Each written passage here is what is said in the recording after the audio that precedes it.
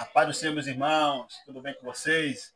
Estamos aqui mais uma vez, nessa noite abençoada do Senhor, para falar com vocês sobre mais um tema a qual nós vamos conversar aqui. Espero que vocês gostem.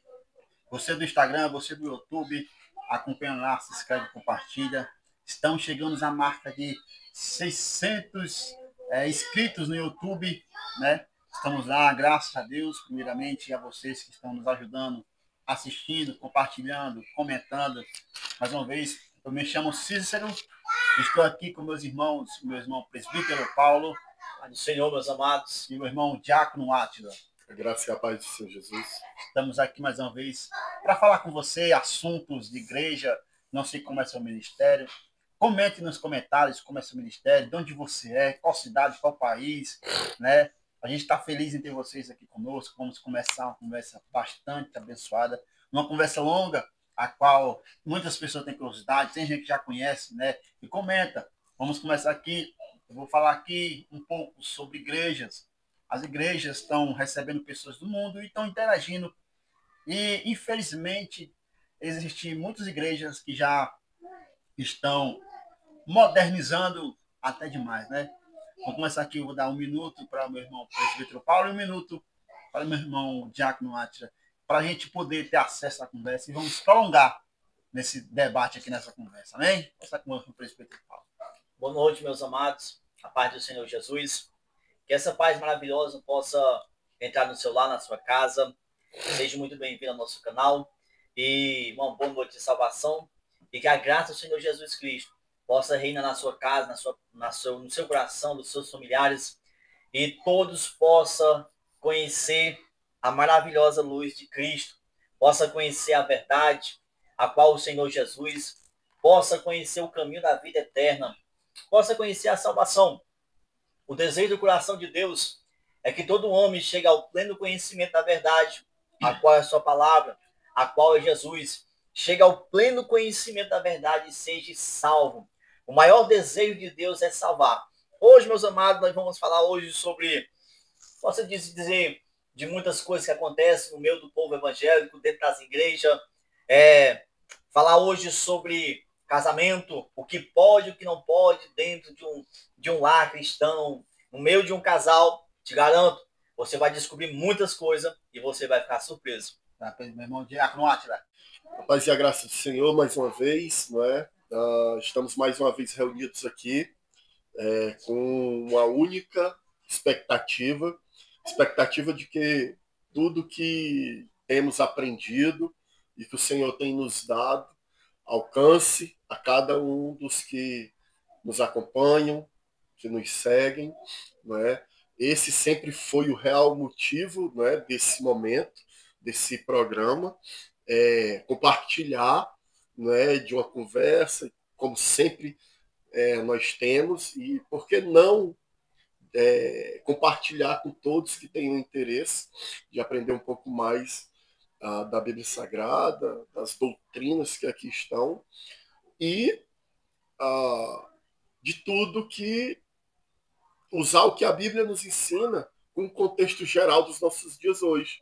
Hoje, por exemplo, vamos conversar sobre um tema atualíssimo, que é o que está acontecendo dentro das igrejas, né? O mundanismo entrando dentro da igreja, as corrupções entrando dentro da igreja, as ideologias entrando dentro das igrejas, e o que fazer nessas horas? Como se comportar? Não é? Não que você vá procurar e vá achar um lugar onde isso não exista. Se você encontrar, faça um favor, não entre lá, porque você pode estragar aquele lugar. Não é? Mas tentar se corrigir, não é? Com Cristo, com as Escrituras, e se fazer um cristão genuíno, verdadeiro, assim como nosso irmão Paulo acabou de meio que orar na sua introdução, porque só as Escrituras, a verdade das Escrituras podem nos direcionar para um caminho reto. Nós sabemos que toda igreja tem defeito. Isso aí é nítido, todo mundo sabe. Toda igreja tem defeito. Para onde você for, você que está desigrejado hoje, não procure igreja perfeita, você não vai achar. Nós vamos conversar um pouco sobre o mundo dentro das igrejas. Tem pessoas que entram na igreja achando encontrar flores, mas não. Presbítero Paulo, vamos entrar nesse assunto. Nós sabemos que a modernização entrou no princípio das igrejas, está tomando conta. Hoje você entra um lar cristão na igreja, você às vezes nem percebe se é igreja ou não. O que você acha sobre essa modernidade da igreja, mundanismo? Meus amados, eu sou daqueles mais antigos. Assembleia, né? Eu não concordo com o modernismo da igreja. Eu não concordo do mundo convencer os cristãos. O cristão ele tem que ser o sal e a luz do mundo, ele precisa ser diferente. E muitas coisas, por ser guiado por Cristo, ser guiado pela palavra de Deus, muitas coisas nós vamos parar assim. Porque a porta a qual o cristão anda, ela é estreita. Vai ter diversos não. Eu não posso, eu não posso, eu não posso. Por quê? Porque o meu corpo e o corpo dos meus amados que estão aqui, de cada cristão, se não me falar a memória, acho que é Romanos 12, nós fomos dados como sacrifício vivo a Deus. 12 pela memória, né, meu irmão? Fala sobre isso. 12, 1, 2. O que é um sacrifício? É dado para ele aquele sacrifício. Antigamente, a partir do momento que aqui esteja o sacerdote, e eu trago um novilho, algo, e boto no altar para ser sacrificado, a partir daquele momento, ele não é mais meu. Foi dado, foi entregue. Isso é um sacrifício. E eu tenho que ser dado como um sacrifício vivo a Deus. A cada dia, a cada noite, a cada manhã, eu preciso renunciar aos meus desejos, os meus prazeres, como diz lá em Coríntios 5,17, que não vivam, mas eu seja uma nova criatura, lapidada, transformada pelo poder da palavra de Deus. Mas qual o sacrifício assim, que tu diz assim? O sacrifício é dado por renúncia. É dizer não para mim mesmo, é dizer não para meus prazeres, é dizer não para muitos compromissos meus, para sacrificar a um Deus vivo. Rejeitar, que ele seja em primeiro lugar, como diz em seu mandamento, diz no livro de Mateus, diz que o primeiro mandamento é amar o Senhor Deus sobre todas as coisas. Isso é amar o Senhor sobre todas as coisas. Amar a Deus, sacrificar todas as coisas. Hoje em dia, eu vou passar para o meu irmão Diácono lá. Ser crente não é fácil. Ser crente não é fácil. Mas é maravilhoso. É maravilhoso. E essa mudança que eu vejo não está partindo muito das ovelhas, né? Geralmente isso vem mais do altar para a igreja. Você concorda com isso? Ou se você acha que já vem das ovelhas, já vem trazendo, ou já começa da liderança do sacerdote? Porque ele trouxe um ponto que o sacerdote tem que sacrificar para poder rejeitar o mundo. Mas como a gente percebe que está vindo do altar, esse mundanismo. Entendi agora. Sim, claro, sem dúvida. O ritmo da igreja, da assembleia, ele é dado pela liderança. Perceba que quando Judá, 2 Crônicas 32, se não me falha a memória, 2 Reis 23, né? Em 2 Crônicas a gente temos ali o rei Ezequias sendo pressionado pelos assírios. Diz as escrituras que um exército enorme, quase incontável para a época, né? De números astronômicos, 180 mil soldados cercaram Judá. Em 2 Reis, capítulo 23, se não me falha a memória, novamente, são vários e vários exércitos juntos, não é? Vêm os amorreus, os moabitas, o povo das montanhas, cercam Judá, e ali é o rei Josafá. E o povo está desesperado, o rei está com medo, está desesperado. Mas é o líder, é o sacerdote. Se levanta, o Josafá conclama uma reunião, e se levanta quem? O profeta, é o líder. o líder religioso da época. E é ele que diz, ó, o Senhor está dizendo assim, ó, reúne o povo, ora, pela manhã levanta cedo, junta o exército, bota os músicos na frente e sai a marchar. E todos vão cantar que o Senhor é bom e a sua glória dura para sempre. E assim sai o exército. E ali, no episódio de 2 Reis 23, está dizendo que os despojos eram tamanhos que eles passaram 3 dias para juntar. Por quê? Porque o líder religioso ditou o ritmo da adoração. Né? Lógico, ele escutou de Deus, mas ele está ditando o ritmo. E para o rei Ezequias, em 2 Crônicas 32, ele diz, ó, eles estão falando blasfêmias. Né? Ezequias está dizendo, ó, como é que tu vai nos vencer se tu derrubou todos os altares de todos os deuses? Só deixou um altar para um único Deus. Olha, lembra o que foi que os meus antepassados fizeram com os antepassados de vocês? Você acha que vai ser diferente agora? O que acontece? Ezequias reúne o povo, começa a orar, outro sacerdote se levanta. E aí o que ele diz? Não tema. A peleja é do Senhor. A palavra diz que um anjo desce. É um exército enorme, são 180 mil. 185 mil soldados. Um anjo, ó. Um anjo. O dia amanheceu e todo mundo se acalmou. Por quê? Quem dita o ritmo da congregação é o líder. Se o líder se corrompeu,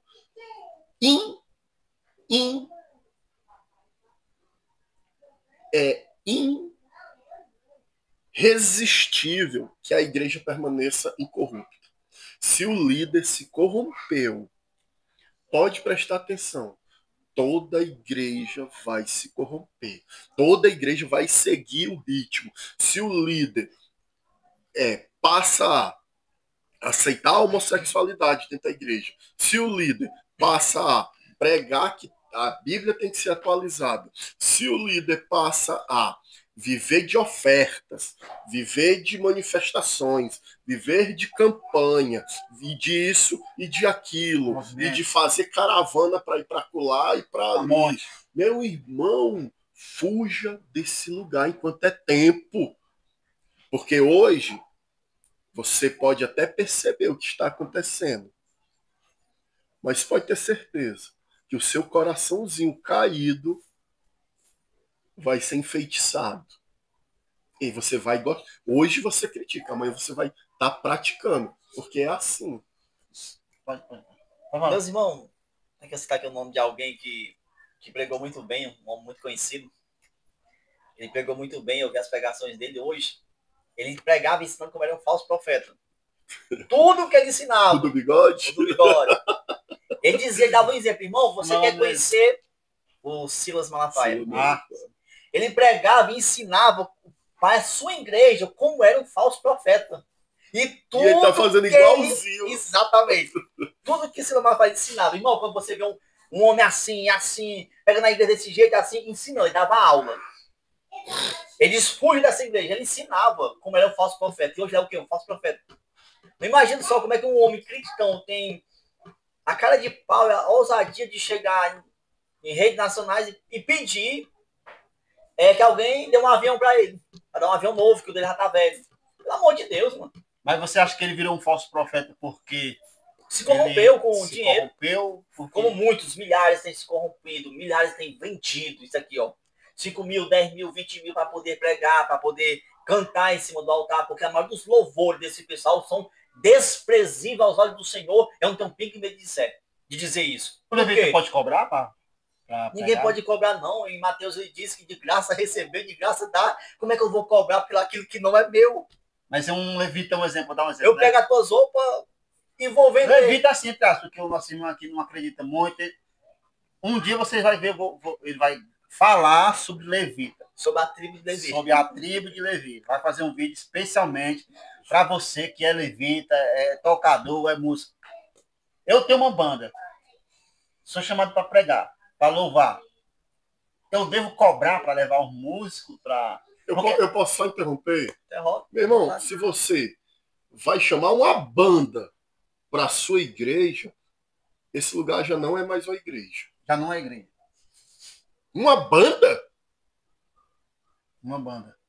Banda de forró, meu amigo, é de rock and Mas roll, no meio são evangélico é isso. profissionais. Mas o meio evangélico Certo? disso Agora, se chama você banda. vai trazer, ó, fulano ou cicrano, toca muito bem, canta muito bem. Vou convidá-lo. Não vou contratá-lo. Vou convidá-lo a Convidado. participar do louvor, da adoração, do domingo, do culto da semana. Mas hoje não se chama mais levita. Não, Hoje em dia é banda. mas eu não falei de levita aqui. Não, mas eu digo assim, não chama mais levita, hoje em dia é banda. Você Não. percebe que nos nomes não chama... Isso, é isso que eu estou dizendo. Do evangelho, Os artistas do evangelho vão dar esse nome de banda. Só que eu não estou tratando com artistas, eu não estou tratando com profissionais. E você pode até ser, você pode ter entrado na faculdade, ter cursado curso de música, ter virado um maestro, e ótimo para você. Mas dentro da igreja, você é um membro. Você é uma ovelha, você é um servo. Você não é um profissional, não é uma estrela. Você é um servo. Você é um servo. Irmão, falando em estrela, só um gancho aí bem rápido falando em estrela. Sabe o que eu acho triste? Isso vai para você que tem uma igreja bem estruturada, para você que é um pastor muito rico. Quer dizer, uma coisa ridícula que eu acho. Quando vai alguém famoso pro teu ministério e tu desce do púlpito para ver ele. E quando vai alguém, um mendigo, mal vestido, você permite que ele entre na sua igreja? Daria uma oportunidade para ele? Será que você trataria com tanta honraria? Aquele diácono ou presbítero que está no seu ministério há tempos no seu ministério. Você dá honraria para ele? Que lava os banheiros. Você dá honraria para ele? Eu só vou dizer uma Agora chega algo aqui. muito rico, você Só vou dizer uma coisa dá pra você. honraria para um homem? Tá complicado, sabe por quê? Porque hoje em dia tem a área VIP dentro das igrejas. Se quando É não pro mendigo. tinha- Eu acabei de dizer que esse lugar não é igreja. Não faz nem 10 minutos. Mas eu acabei de dizer. tem uma igreja aí que diz que Não é igreja. o Neymar não assistiria porque as pessoas Porque não é iriam crente, é entrar. por isso que ele não assistiria. É só por isso. Área VIP só para Neymar, Porque não tem. artista, Não é prefeito. igreja. Nesse lugar, além de não ser igreja, não tem crentes e nem tem pastor. Porque o pastor está lá para instruir, orientar, ensinar. O único, entenda, sabe onde é que é o lugar que merece ser chamado, ser tratado de igreja? É o lugar aonde Cristo é a única celebridade. Você falou aí dos anjos que... Cristo Você falou é o holofote, só aponta para Cristo. Todos os outros são indignos, estão sujos, estão fedidos. Devem ser como João Batista. Posso te fazer uma pergunta? Nós entramos num ambiente aí de cobranças. O Miguel, o profeta Miguel Mirim, foi proibido de pregar, né? Porque cobrava muito. Hoje ele está sendo agenciado pelo João Trovão. Um herege. E para louvar é 8 mil.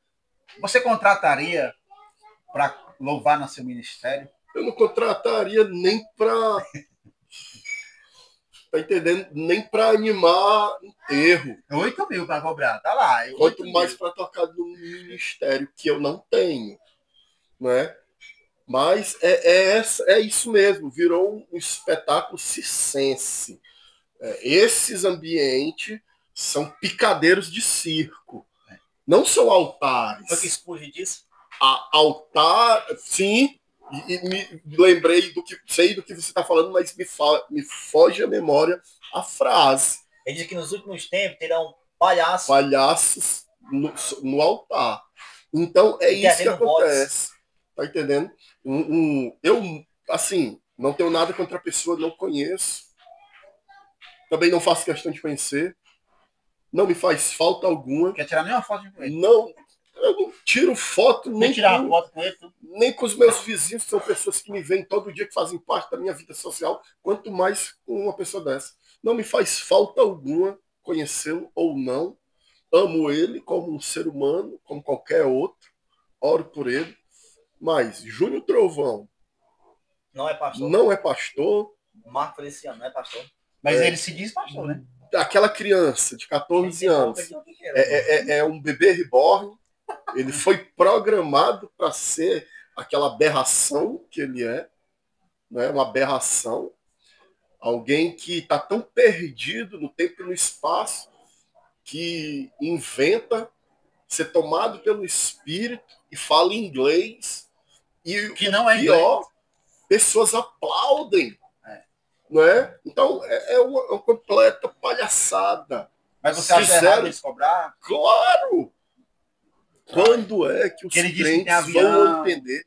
hotel. Quando é que os crentes vão entender que o altar não é um palco de show, de circo. O altar é um lugar que te aproxima de Deus através de sacrifício. Perceba o que está em 2 Crônicas 14. Quer dizer, 7. 6 e 7. Salomão está dedicando o templo. Aonde? No altar de adoração. Não é um altar de show, é de adoração. E o que acontece naquele altar? Ele dedica o altar através de sacrifícios. Grandes sacrifícios. O altar do Senhor é um lugar de sacrifício, de oferta de sacrifício. Não é um lugar de um artista. Meu irmão, você é um artista, você tem um talento. Deus te abençoe, amém. Mas teu lugar não é no altar, não é dentro da igreja. Se tu é um artista, vai procurar uma vaga numa emissora de televisão, num programa, num podcast como esse. Não no altar. De maneira nenhuma no altar. Vou fazer uma pergunta aqui. Os mercenários da Vou fazer uma pergunta para tu. Acabou falando de sacrifício, você falou no começo sobre sacrifício, tem que renunciar. Tu não acha que devido a essas bandas no altar, essas pessoas que cobram para pregar, para louvar, 60 mil, 80 60 mil, tu não acha que isso é devido à falta de estudo, falta de ler a Bíblia, falta de incentivo? É falta de, sabe de quê, irmão? Falta de um pastor. Porque uma igreja que tem pastor, não tem palhaço entretendo bode. Numa igreja que tem pastor, não tem mercenário. Se o ambiente que foi aberto ou é mercenário ou é um palhaço. Mas não tem que meditar a palavra, não? Agora, se for um pastor, lá tem doutrina, lá tem regra. Se for um pastor que esteja lá, as coisas são mudadas. Porque se for um pastor. Porque um pastor ele vai trazer o quê? Ensino. O ensino da palavra. Ele diz, conheceis a verdade vos libertará. Glória a Deus. Sem essa palavra, se ela tiver guardada, não vai servir de nada. Tiver aberta, não vai servir de nada. A partir do momento que ela é exposta para alimentar a igreja e o povo medita na palavra de dia e de noite, serão pessoas que andam na luz do evangelho. Serão pessoas convertidas, não convencidas, serão pessoas transformadas pelo poder da palavra. Agora, um grande porém, tem muitas pessoas que dizem ser pastor sem ser. Tem muitos crentes nos 4 cantos da terra que, infelizmente, a Bíblia só serve para abrir na hora do culto ou está debaixo do braço. Fica difícil, meu irmão. Fica difícil. O Brasil é imenso de crentes. Tem que ler, amigo. Tem que ler. A obrigação de todo crente. Dizer coisa bem rápido. Eu estava falando aqui sobre pastores que dão muita honraria para pessoas ricas dentro do ministério. Ele dá uma honraria para uma viúva, ele dá uma honraria para um órfão, para uma pessoa desabrigada, uma pessoa que está perdida mesmo. Como um drogado que está tentando buscar Deus, está perdido. Será que você é recebido dentro da igreja? Com uns trajes sujos, com uma situação bem precária, será que ele teria honraria? Será que ele seria abraçado? Alguém levaria para dar um banho a ele? Alguém daria uma vestimenta nova para ele? Será que tem algum pastor preocupado? Não vou deixar aqui um banheiro, sabonete, se vier algum mendigo para cá. E o melhor de tudo isso, olha lá. Você não envia drogados, envia mendigos, envia pessoas necessitadas, pega o obreiro, diácono, presbítero, sai nas vielas, sai nos becos, sai pregando, mas traga para esse ambiente pessoas desprezadas pela sociedade, que ninguém dá nada por eles. Traga para a igreja. Aqui vai ter roupa, aqui vai ter um banho, depois vai ter um culto e depois vai ter um jantar. Será que o pastor está preocupado com isso? Pastor que está com a igreja bem? Não, a honraria é para um mundano, para uma pessoa rica, pensando no dízimo, pensando no dinheiro que aquela pessoa pode dar. Isso é ridículo. Por que muitas pessoas ricas não procuram uma igreja?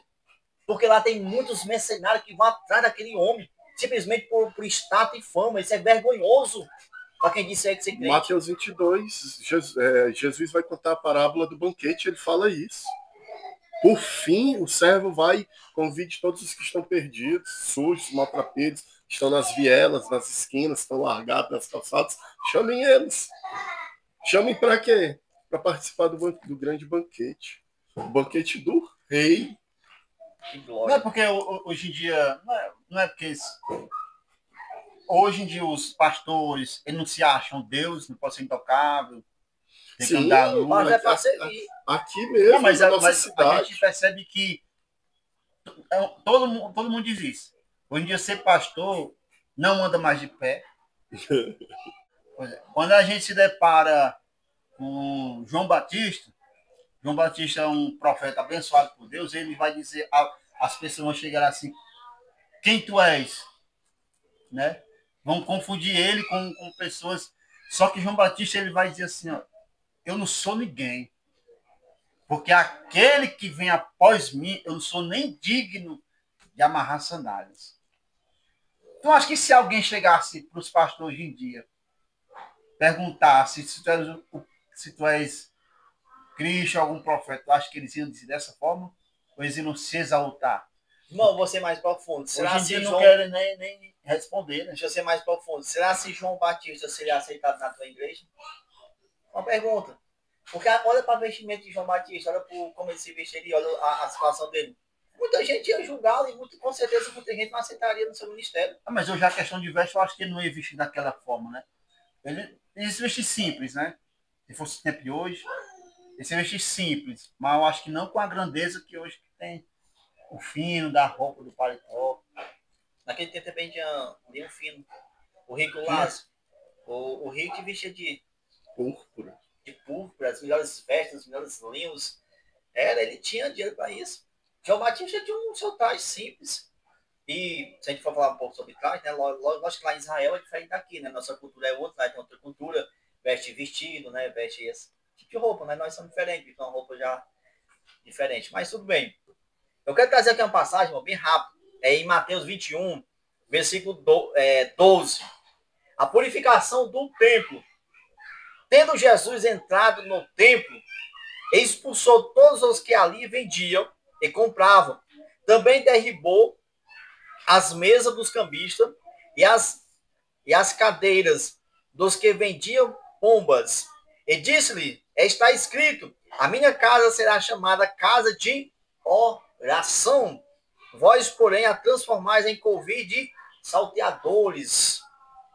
E vamos aqui o 14. E vieram a ele no templo cegos, coxos, e ele os curou.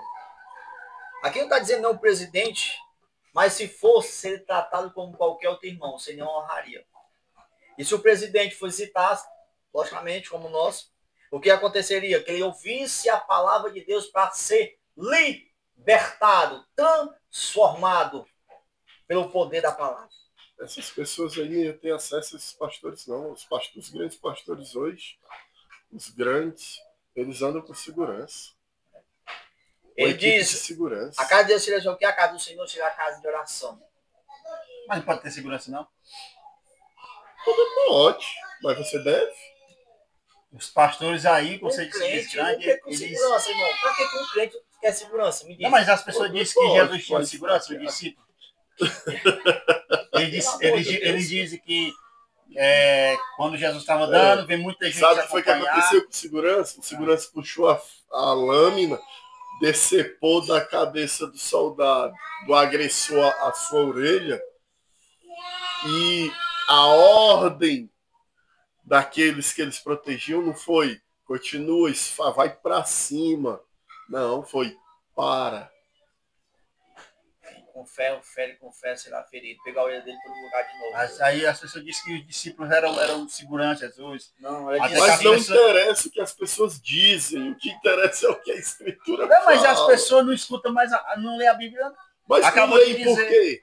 Por que não leem? Eu não Mas quero. por que não leem? Porque a gente acabou de dizer. São Por conta preguiçosos. do que os líderes estão fazendo no Mas altar. as pessoas Porque os escutam líderes mais preferem os falar da pastores. sua própria, Mas as pessoas, dos seus próprios achismos. As dout- Os você sabe líderes que- preferem ensinar com a Bíblia fechada. as doutrinas Os de hoje é líderes diferente, mano. Hã? As doutrinas de hoje estão muito diferentes da antigamente. Mas é isso que eu estou te falando. Mas por que está diferente? Porque os líderes fecharam as Pode escrituras. fechar as- É porque o líder está desviando. Agora me impressiona a Bíblia ser um dos livros mais vendidos se as pessoas não lerem a Bíblia. Mas é charmoso. Eu tinha, no meu tempo, na minha vida pregressa, há muitos anos atrás, na minha juventude, que eu não bebia, não usava droga, não fazia nada. E já tinha um coleguinha ali, 14, 15, 16 anos, que ele fumava. E aí, certa vez, eu incomodado, mas o que te leva a estar com esse negócio aí no bico? E ele, né? Que quem fuma faz todo um drama, né? Na hora de puxar, de fumar e etc. E ele dizia assim, ó, cara, eu comecei a fumar porque eu achava charmoso, bonito, tá entendendo? Elegante, quem fuma. Então, esqueci porque que eu comecei Sobre a A questão Bíblia da já Bíblia. estava charmoso. Pois é, a Bíblia hoje é como o cigarro lá para o meu colega, lá no passado. Ela é um artigo de luxo, é charmoso você andar com a Bíblia na mão, você o seu gestual com a Bíblia na mão, mostrando que tem uma Bíblia, e quanto Tira maior, uma selfie, melhor, tira uma selfie para dar uma de crente. Então a Bíblia é apenas um artigo, para completar o teu visual, o teu cenário. Tu bota uma gravata, um terno, mesmo hoje é pouco. Você tem que andar com a Bíblia, e quanto maior, melhor. E, ponto, só isso. Você prega com a Bíblia fechada, sentado num banquinho, não é? Como se fosse um show de stand-up, não é? Toda a igreja, a plateia no escuro, só um holofote iluminando só você. Então, e a Bíblia fechada. Então eu cito parábolas, passagens, versículos da forma que eu quiser, com as palavras que eu quiser, Se quiser falar. se eu quiser falar, né? Eu prefiro citar psicologia, antropologia, sociologia, história, do que citar as palavras poderosas que são de tamanho poder que Salmos 25 diz que, assim como os montes Sião são poderosos, mas o Evangelho diz que até eles passarão, e as palavras ditas aqui permanecerão. Onde tudo vai passar, só não as palavras desse livro vão permanecer, mas eu prefiro ficar com ela fechada, porque não são de bom tom, são desagradáveis, são duras demais, pode chatear o rapazinho ali que tá fornicando, o outro ali que tem a namoradazinha dele, mas já leva ela pro motel, o camarada ali, ó, que tá dando um jeitinho lá na empresa onde trabalha, O pastor que está enganando as tá ovelhas. enganando as ovelhas, as irmãzinhas que fazem até um coque, saem rodando, mas fala mal dos irmãos, dos vizinhos, do próprio marido. Então, para que eu não seja agressivo com essas pessoas, com esses públicos, a Bíblia permanece fechada, porque senão ela vai confrontar. Mas pecado não continua sendo pecado? Continua. Mas isso não tem a ver com a conversa, né? Mas as pessoas não... esqueça. não O diz, pecado não é mais um problema. não tem mais Porque pecado. Deus é amor e Ele pode... Perdoar. Tá entendendo? Os meus pecados não são suficientes para agredirem a Deus, porque Ele me ama assim. Eu sou um ponto fraco de Deus. Eu já proibido Então, falar de inferno. pecado não é mais um problema. Pecado, pelo contrário. Se teu coração mandar, vai lá, né? Aproveita. Não guarde culpa por isso. viva a sua vida, Numa condenação procure ser feliz, Ser mais que vencedor. procure ser feliz e vai dar tudo certo no final. Você é vencedor. Então é isso. Quero aqui fazer uma pergunta. Devido a essas falta de explicação cristã da liderança, está acontecendo muito que eu vejo muito. Eu não estou falando de que passa televisão, de vídeo, que eu vejo mesmo minha cidade conhecida. Esses relacionamentos de cristão, tu não acha que está muito fraco? Está tendo muita decepção, muita separação. O convívio não é mais o mesmo. Bom, é um assunto bem interessante esse momento que você aguardasse. Nosso irmão vai falar um pouco sobre casamento e você vai gostar disso. Você vai gostar, você tem certeza que você não vai se arrepender se você ouvir essa parte sobre casamento. E nós vamos falar um pouco sobre imoralidade sexual. Como diz lá em Colossenses, muitos cristãos podem se perguntar o que é imoralidade sexual. Você vai descobrir. Fica aí, aguarde. Agora eu quero ler mais uma passagem para me fechar aqui nesse assunto. É em João 2, é parecido com Mateus. João 2, 14, assim, ó. E encontrou no templo os que vendiam bois, ovelhas e pombas e também os cambistas assentados, tendo feito um azorrague. Quem foi que fez, irmão? Quem foi que expulsou? Jesus. Mas Jesus não é amor. Escuta só o que Jesus fez. Mas o azorrague de corda expulsou todos do templo, bem como as ovelhas, os bois, derramou pelo chão o dinheiro dos cambistas. Virou as mesas. Jesus, o próprio Jesus, viu? Ele disse, as que vendiam as pombas, tirai daqui essas coisas, não fazei da casa de meu pai casa de negócio. Lembre-se, os seus discípulos, de que está escrito, o zelo da tua casa me consumirá. O zelo da casa me consumirá. Faz um negócio. Hoje em dia, irmão, estão fazendo negócio da casa de Deus. Comércio. Mas como assim, irmão Paulo? Só no psicológico. Só com a boca. Quantos pastores, ladrões, mentirosos, manipula a igreja inteira, usa a palavra mantismo para manipular toda a igreja e só ele se dá de bem na história. Porque no livro de Atos diz assim, que ele vendia a sua propriedade, mas dividia conforme a necessidade de cada um. Será que um pastor de uma igreja grande está dividindo a sua necessidade de cada um? Quantos pastores estão dormindo em um apartamento luxuoso com ar-condicionado, carro na garagem, filho estudando em colégio particular, médico particular? É errado, irmão, não. Mas ele desfruta de tudo isso e os seus membros na igreja, alguns deles vêm da favela, não tem as condições. E aí, irmão, como é que fica? Será, eu desafio qualquer pastor que seja crente. Você que tem 3 carros, 4, 5 casas, você que tem tudo isso, venda. Fique com um só carro, venda todos os seus carros e doe para as necessidades dos pobres. Venda suas casas, fique só com a sua e doe para a necessidade dos irmãos na igreja. Os irmãos mais carentes, você conhece, você sabe. Faça isso. E olha se o teu coração está pegado no dinheiro ou não. Nesse momento tu vai descobrir. Eu posso fazer uma pergunta? Faça. É proibido eu vender livros dentro da igreja? Na hora que for pregar, fala com o pessoal, tem livros para vender, tanto o que. Isso significa comércio ou não? Isso é só um trabalho e requisito de quem não tem emprego, mas quando vai pregar, aí tem esse fruto de trabalho. Vender livros, vender. Tu acha que isso é comércio ou é algo normal? Não, particularmente eu não concordo. Eu não concordo, não. Não concordo.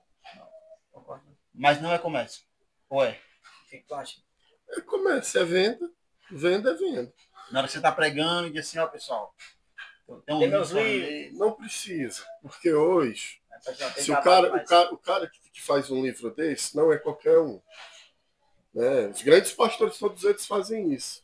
O Luciano Subirá, o Eliseu, o Josué Gonçalves, e etc, etc, etc. Cada um deles tem seu canal no YouTube. Ele disse que... Bota os seus livros para vender no teu canal. Bota na Amazon. Tem uma conversa aí do Eliseu. Não precisa botar na igreja. Ele disse que ele não cobra para pregar. Não, eu não cobro, mas ele disse que vende o livro dele. Antes de começar a pregação, ele vende. Bota teu livro para vender. Ele faz a propaganda porque... no teu canal. O conhecimento a igreja, o altar é para a pregação da palavra. Admiro o Eliseu, acho que ele é um homem sério. Acho, não tenho certeza, não o conheço. Também, se nunca chegar perto dele, não me faz nenhuma falta. Mas esse conhecimento... Eu não sou fã. O conhecimento dele foi pago. Acho que tá. Sim, tá sério. E ele quer o quê? Ele queria que caísse do céu de graça? Tudo tem um preço. Ele disse que o livro dele ele vende porque ele... Sim, mas é obrigado a vender na igreja. Tá fazendo câmbio lá, tá fazendo comércio. Meus irmãos, agora fazer uma pergunta que o meu irmão fez aqui. Ele perguntou sobre o que está acontecendo com a igreja brasileira, com os irmãos da nossa nação. Por que estão 2, 3, 4 casamentos? Por que estão quebrando tanta essa aliança aqui, ó? Tanta quebrada. Uma aliança era para ter só uma, até que a morte separa e vai quebrando. Agora, irmão, a pergunta que o irmão fez, eu achei ela bem interessante. E também fala de Colossenses, né? Que eu falei sobre as impurezas. O que é impureza, irmão Marcos, no meio do casamento? O que é a impureza? O que é imoralidade sexual no meio do casamento, irmão? Se tem algo a ver com corpo humano, físico, o que a pessoa faz entre quatro paredes. Envolvido no leito. O que seria isso? Para tirar dúvida aí de muitos irmãos. A impureza, ela tem um dos textos que cita essa palavra, né? Está em Apocalipse. Antes de falar, eu quero aqui informar os irmãos que o que ele está falando aqui é baseado biblicamente de estudo, porque ele que é formado, né? Você fala isso. Você é formado em quê? Sou enfermeiro. Enfermeiro. Não, porque tem muita gente que fala, diz que fala bobagem, não entende, né? Tá bom. Então, Apocalipse 21:8 cita essa frase, né? Lá tem uma lista, assim como lá em Efésios 5:5, 1 Coríntios 6:9, Gálatas 5. Então, Apocalipse 21:8 diz assim, ó: mas os covardes, incrédulos, depravados, assassinos, os que cometem imoralidade sexual, que é a respeito da pergunta, os que praticam feitiçaria, os idólatras, todos os mentirosos, o lugar deles será no lago de fogo que arde com enxofre. Esta é a segunda morte. Muitos de nós hoje, cristãos, não sei se por falta de informação ou por falta de entendimento, a gente tem entendimentos que são totalmente distorcidos. A prática da imoralidade sexual não tem nada a ver no envolvimento do casal. Muitos de nós fomos ensinados que o tipo de sexo, o tipo de prática sexual que o casal tem na intimidade é uma depravação, é uma imoralidade. Vou lhe dizer, se for consensual, se for bom para os dois, se for comum acordo para os dois, sexo oral não é imoralidade sexual. Não é. Sexo anal e sexo oral não é imoralidade sexual. Tem muita gente se der prazer para os dois, se for de comum acordo, pelo contrário. Pelo contrário, o corpo do homem foi feito para a mulher, o corpo da mulher foi feito para o homem. Tem muita igreja que proíbe, sabia? Fisiologicamente, eu não concordo com o sexo anal. Porque lá nós sabemos que temos temos um tubo retal ali, por onde termina o intestino grosso. Temos como se fossem duas presilhas. Um esfíncter mais interno e um esfíncter mais externo. É chamado de ósteo, esse mais externo. E é ele que prende.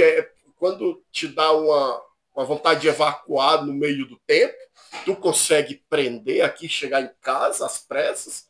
Por quê? Porque você tem essas duas presilhas. Uma abre liberando, aí fecha e a outra abre e você consegue evacuar.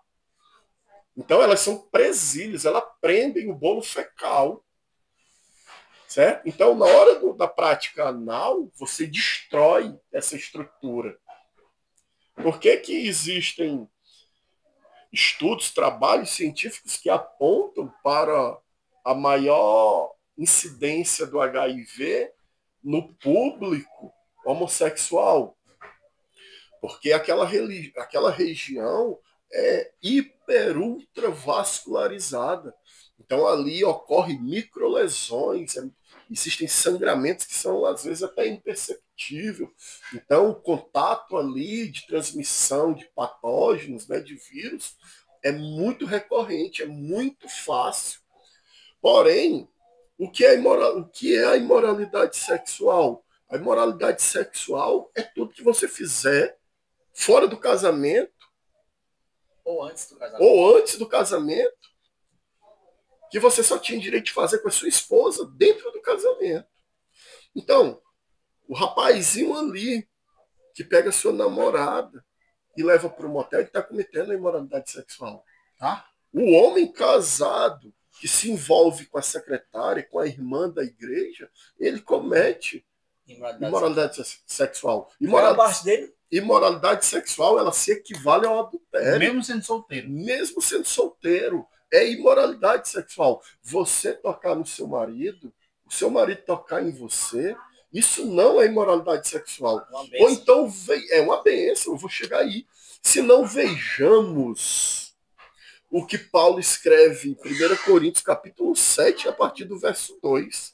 Ele diz, mas por causa da imoralidade, cada um deve ter sua esposa. Por quê? Porque o que eu tenho que fazer com a minha esposa, eu faço com outra pessoa ou fora do casamento, é imoralidade sexual. Perceba que ele continua dizendo, cada um tem a sua esposa e cada mulher tem a seu próprio marido.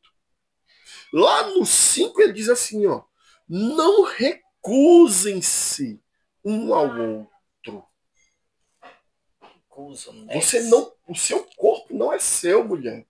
O seu corpo não é seu, homem. O meu corpo agora é propriedade da minha esposa. E o corpo da minha esposa é minha propriedade. É isso que o texto está dizendo. É isso que Paulo está levantando essa questão. O homem, a mulher, de maneira nenhuma pode... hoje eu estou com dor de cabeça. Ela pode estar com dor de cabeça? É claro que ela pode. Existem os dias das mulheres ali, por conta de toda a funcionabilidade hormonal que ela tem. Às vezes, verdadeiramente, ela está indisposta, ela está impossibilitada. Mas isso aí não é para ser uma prática. Eu não posso usar disso para desviar. E se for crente, irmão, o bom pode nem mentir, porque quem mente se faz filho do diabo. Pois é. Então, o leito, muitos religiosos, como eu estava dizendo há pouco, né, antes da gente iniciar a gravação, eu conheci pessoas cristãs, sendo evangélicas ou católicas, que transavam as luzes apagadas e de roupa, porque foram ensinados a vida inteira que o sexo é sujo, é pecado. Como que o sexo é pecado? Existem estudos hoje a qual foi verificado, foi filmado, existem imagens aonde a reação uterina ocorre na hora do encontro do óvulo com o espermatozoide, e aí eles se fundem e viram um zigoto, esse zigoto, que já é vida, viu? Já é vida. Ele navega, agora ele nada até o útero feminino, lógico, né? O homem não tem útero, então ele navega até o útero e na hora que ele consegue vencer todas as dificuldades, todas as barreiras e entra dentro do útero, é como se você olhar um céu num Réveillon, numa beira-mar qualquer que seja. Aí, então, você vê uma explosão luminescente no útero feminino. Tanta energia é aplicada. Você percebe que hoje não mais, isso já caiu. Mas quantos atletas se privavam de uma noite íntima com as suas esposas para poupar energia para o desempenho do outro dia na competição? Eles deixavam de ter relações sexuais, porque aquilo ali desgastaria eles a ponto deles não conseguirem um bom desempenho no outro dia, por tamanha energia ser consumida ali. E aí você vê Hebreus 13:4, quando ele vai falar do leito. Você percebe aqui Paulo incentivando a relação marital. A mulher não se negue para o seu marido, o marido não se negue para a sua mulher. E Hebreus 13:4, olha o que ele fala. Ele diz: o casamento deve ser honrado por todos, o leito conjugal conservado puro. Como é que ele está dizendo, ensinando que o leito conjugal deve ser imaculado, ou seja, sem mancha, seja permanecer puro, se muitos estão ensinando que o sexo é sujo? Eu estou sujando, então? Não. O sexo foi dado por Deus para o homem e para a mulher, um saciar o outro. Isso não se torna uma prisão, não? De maneira nenhuma. Pelo contrário, a prisão é ficar ardendo em desejo. A mulher é a terapia para o homem e o homem é a terapia para a sua mulher. E ambos juntos, em união, eles estão em propósito. Sabe por quê, querido? Perceba uma relação sexual. Eu tenho um órgão feminino, porque relação é entre macho e fêmea. Então perceba o órgão feminino, perceba o órgão masculino. Ó. Perceba o que está sendo feito no casamento, no matrimônio. Uma aliança está sendo levantada, está sendo proclamada.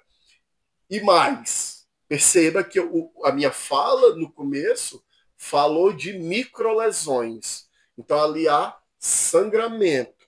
Essa aliança é forjada, é selada com sangue. Sangue que lá no Velho Testamento expiava os pecados. Sangue que na nova aliança, lá no Calvário, na cruz, foi suficiente para pagar pecados. O mesmo sangue não, mas é com sangue que a relação se fortalece. Microlesões estão sendo feitas lá.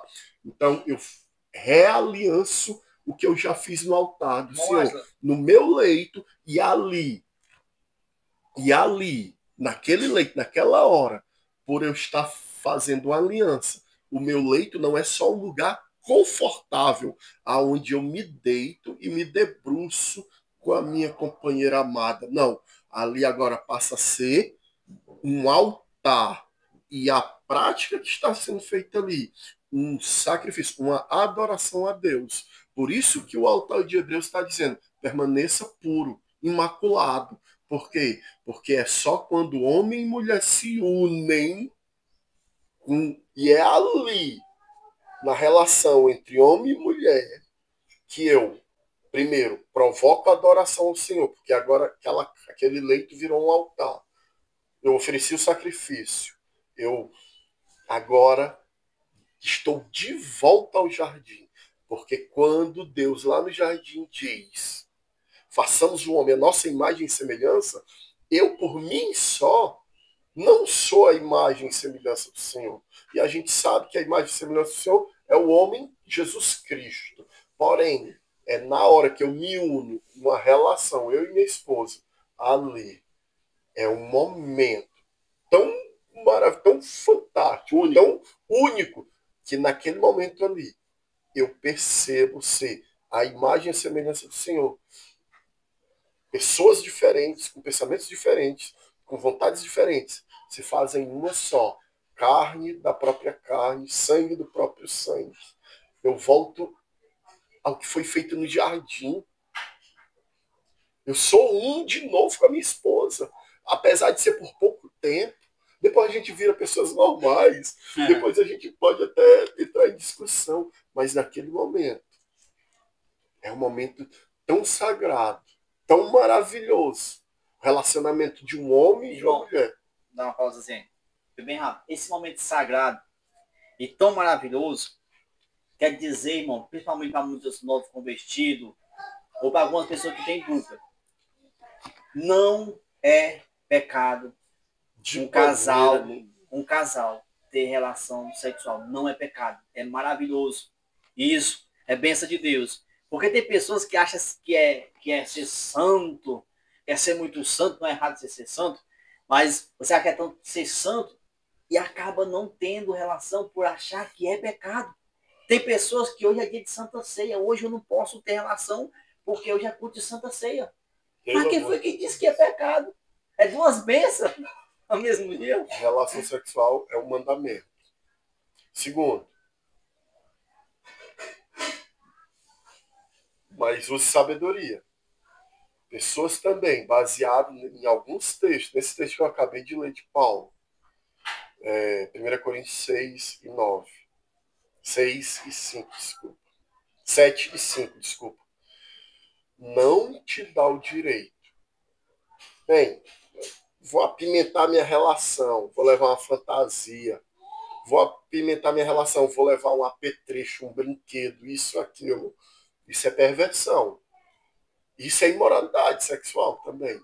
Mas um homem e uma mulher, apaixonados, cheios de amor para dar, se aproveitar um ao outro, isso beira a santidade. É santo. Irmão, vai fazer uma pergunta para quem tem dúvida. E posições? Seria pecado posições? Se for de comum acordo, a Bíblia não trata disso. A Bíblia só diz que a mulher não pode se negar. E o homem não pode se negar a sua mulher. A Bíblia não se preocupa em fazer isso. A Bíblia não se preocupa então, em saciar minhas se não tem um versículo bíblico, tudo isso fica entre vocês. Isso. E não é pecado, porque a Bíblia não condena. Você pode ficar do jeito que você quiser, do jeito que você Tudo achar com seu melhor. esposo, para fazer o que quiser. O importante é ser com a sua esposa. Se for com ela, você está na... Que seja de acordo dos dois. Se não for, vocês estão no pecado. E não precisa trazer brinquedo nenhum, não. Se vocês dois dá para ser muito feliz. Amém. Agora sim. Agora a Bíblia também diz, se passar muito tempo, uma das pontas se negando porque está achando que é pecado, passar muito tempo, a Bíblia diz claramente que você está dando lugar ao próprio diabo para entrar no teu casamento. Irmão Paulo, eu vou te dar só mais um dado para isso aqui. Não vou falar nem de Bíblia, e nem de fé, e nem de nada espiritual. Vou falar de ciência. Deus, a prova de que Deus fez o sexo para o homem e para a mulher é tão grande. Você sabia? O principal hormônio de vigor, de força, que tanto o homem quanto a mulher, lógico, com as suas disparidades, né? A mulher bem menos e o homem bem mais lá em cima. É por isso que a gente tem tanta libido, né? Mais do que as mulheres até. Testosterona é um hormônio. Mulheres têm um pouco, né? 200, 280, 298, alguma coisa assim. O homem saudável está lá nos 800, 900, 1000. Mas para feminino está tudo igual. Mas lá a mulher é um pouco bom, né? E aí o que acontece? Por esse nível hormonal ser tão baixo, o homem tem a capacidade de, pelo beijo, transferir testosterona para sua mulher. Só pelo beijo. Pelo beijo. Pelo que ela está engolindo pela saliva. A gente está doando energia para ela. Testosterona. Para dar vigor. Olha, meu, beije sua companheira. Beije sua companheira. Não precisa estar usando as azulzinhas, essas coisas. De maneira nenhuma. Só o beijo já. E fé em Deus. E fé em Deus e não deixe falhar na hora. Meus irmãos, foi uma conversa bastante motivacional ao mesmo tempo aqui para os varões e também para as varoas, mas também tirou muita ideia, com certeza, sobre questão de igreja, sobre questão ação social, casais. Nós estamos aqui agradecendo a você, final aqui. Fiquem com Deus. Vou passar aqui para eles dar a saudação final deles e até o próximo programa. Vou passar primeiro para o meu irmão presbítero Paulo. Meus irmãos, quero a paz do Senhor para todos vocês. Quero dizer que você medite o que é pecado, o que não é pecado. Como muitas pessoas têm dúvida nesses assuntos, achar, se eu fizer assim, assim é pecado. Não, irmão. Se vocês têm concordância com o outro, se vocês amam, logicamente, são casados, vocês amam o outro, né? Trate a sua esposa bem, dê carinho, dê amor para ela, dê atenção para ela, trate ela como um vaso mais frágil, como a Bíblia diz. E se vocês for orar a Deus, e se você estiver brigado, peça desculpa, peça perdão antes de orar a Deus, porque as suas orações não sobem. Diz lá no livro de Pedro, se o casal estiver brigado, a oração não sobe.